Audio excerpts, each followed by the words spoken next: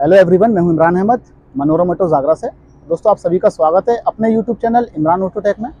दोस्तों, आज हम बात करने वाले हैं बजाज कॉम्पैक्ट BS6 गाड़ी के बारे में कि अगर हमारी बजाज BS6 गाड़ी स्टार्ट ना हो तो हमें सबसे पहले क्या चेक करना चाहिए। दोस्तों, इसके अंदर मैं आपको बता दूं, जो प्रॉब्लम है गाड़ी के अंदर वो गैस से रिलेटेड है, लेकिन वो अपन को चेक किस तरीके से करनी है और डायग्नोस करने का हमारा क्या तरीका होना चाहिए वो आपको इस वीडियो के अंदर मालूम चलने वाला है। तो दोस्तों, वीडियो को स्टार्टिंग से लेकर लास्ट तक देखें, कोई भी पार्ट मिस ना करें, क्योंकि आपके बड़े ही यूजफुल, बड़े ही काम में आने वाली वीडियो है ये और आप लोगों की सेविंग होने वाली है। अगर मेरे कस्टमर भाई इस वीडियो को देख रहे हैं तो इस वीडियो से उन लोगों की 2500 रुपए की बचत सीधी सीधी होने वाली है। दोस्तों, एक जरा सा काम उन्हें करना है और उनके 2500 रुपए बचने वाले हैं पूरे। तो दोस्तों, उम्मीद करता हूँ हर इंसान अपना बेनिफिट चाहता है, तो वो 2500 रुपए हमारे खराब ना हो। तो दोस्तों, इस वीडियो को आप स्टार्टिंग से लास्ट तक देखें। तो दोस्तों, चलिए वीडियो को करते हैं स्टार्ट।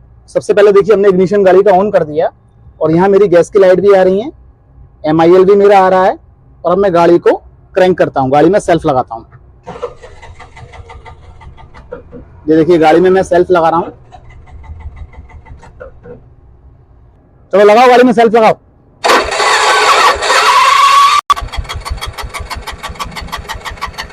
बस एक बार और लगाओ।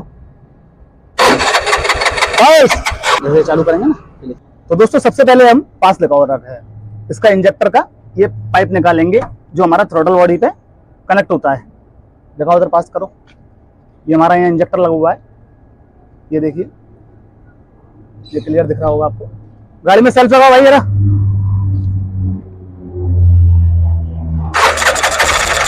बस पास करो, थोड़ा आवाज सुनाओ जरा। दोबारा लगाओ, फिर करो, फिर लगाओ,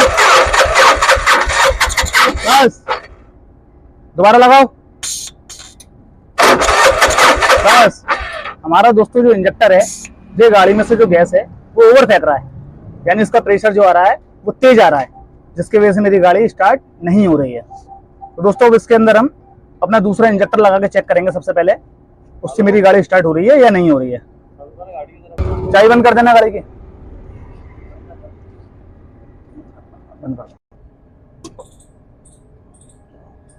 अब ये गाड़ी में से हमने पुराना इंजेक्टर निकाल लिया है और अब हम गाड़ी के अंदर अपना दूसरा नया इंजेक्टर लगाकर चेक करेंगे। ये दोस्तों, हमने अपना नया इंजेक्टर ले लिया है और अब नए इंजेक्टर को लगाकर हम गाड़ी में चेक करेंगे कि गाड़ी हमारी इससे स्टार्ट होती है कि नहीं होती है। तो दोस्तों, सबसे पहला काम जो रहता है, अगर गाड़ी मेरी गैस की लाइटें आ रही हैं, सोलोनाइड मेरी वर्किंग कर रही है, लेकिन मेरी गाड़ी अगर स्टार्ट नहीं हो रही है, तो सबसे पहले हम इस जो हमारा पाइप है इंजेक्टर वाला, इसे निकालेंगे और गाड़ी में क्रैंक करेंगे। गाड़ी में सेल्फ लगाकर हम चेक करेंगे कि हमारी गाड़ी में से गैस इस पार बाहर आ रही है कि नहीं आ रही है। एक तो होता है कि इधर से गैस बाहर ही नहीं आ रही है, तो हम पीछे की तरफ चेक करेंगे। हो सकता है हमारा इंजेक्टर शॉर्ट हो गया अंदर से, या इस पर सप्लाई नहीं आ रही हो। लेकिन अगर मान लीजिए मेरी गाड़ी पे गैस आ रही है लेकिन ओवर आ रही है, तो उस कंडीशन में दोस्तों हम क्या करेंगे, इंजेक्टर चेंज करके चेक करेंगे। तो नया हम इंजेक्टर गाड़ी के अंदर इंस्टॉल करते हैं। लगाओ भाई, नया इंजेक्टर लगाओ।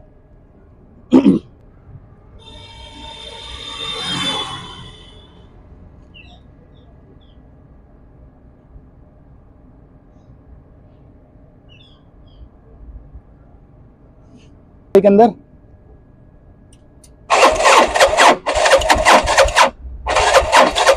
बस लगाओ इंजेक्टर वापस गाड़ी के अंदर। ये हमने इंजेक्टर लगा दिया गाड़ी में। करो, स्टार्ट करो।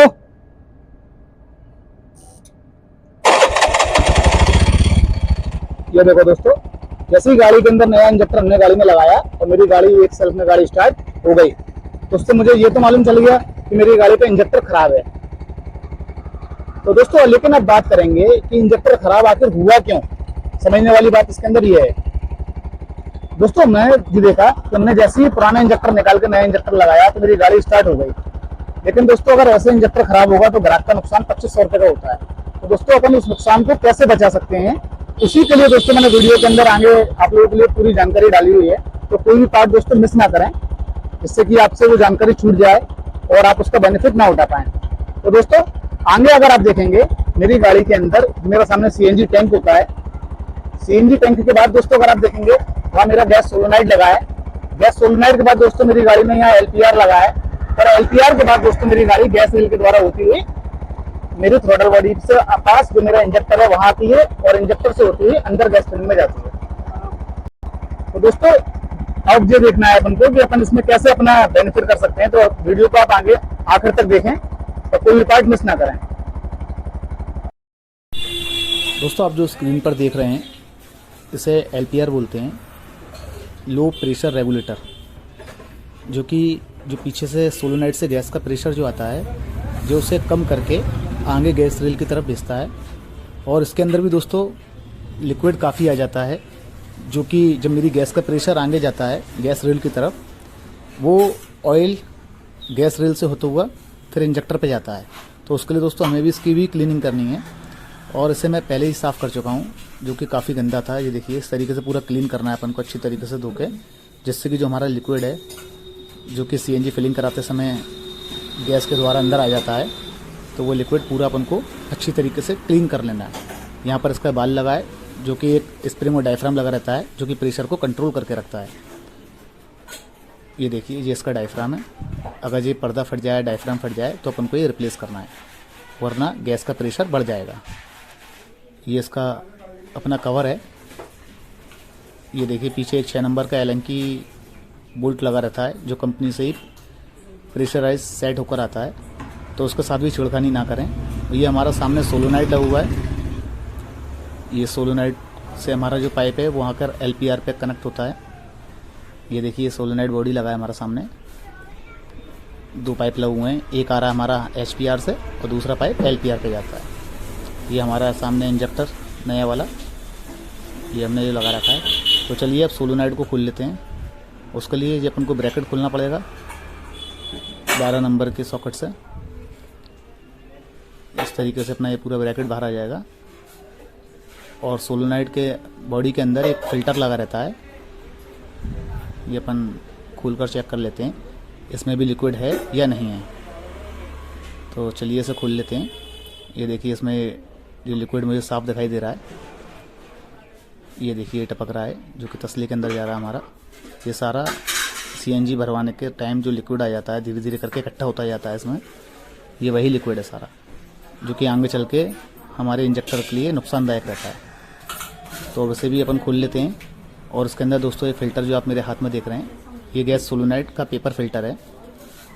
इसीलिए अपन को इसे हर 10,000 किलोमीटर पे रिप्लेस करा लेना चाहिए,